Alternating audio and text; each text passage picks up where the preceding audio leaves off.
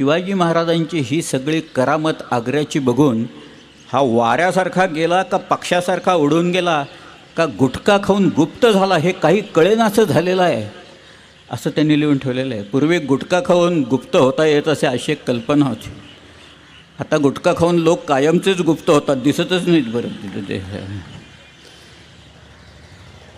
पण त्यावेळेला लोकांची मनस्थिती काय झालेली होती, एक सामाजिक धारणा काय होती, सामाजिक भावना काय होती, हे त्याचं चित्रण, शब्दचित्रण, शाब्दिक चित्रण भूषणांनी त्याच्या छंदातनं हे सगळं केलेलं आहे. तो म्हणतोय देवल गिरावते, देवळं पाडली आहेत, फिरावते निशाणा आली, आलिक्या नावानं निशाणं फिरत आहेत. ऐसे डुबे राव राणे सभी गये लपकी, राव राणे सगळे पळून गेलेत, लपून बसलेले आहेत.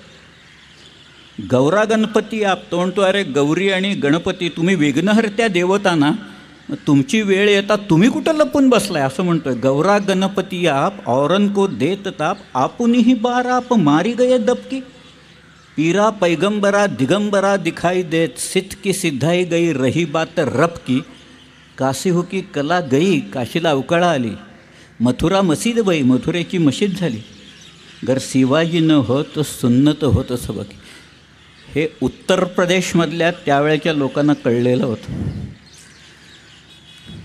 त्यावेळेचे उत्तरेतनं लोक इथं येऊन इथल्या राजांच्याबद्दल कवनं रचत होते.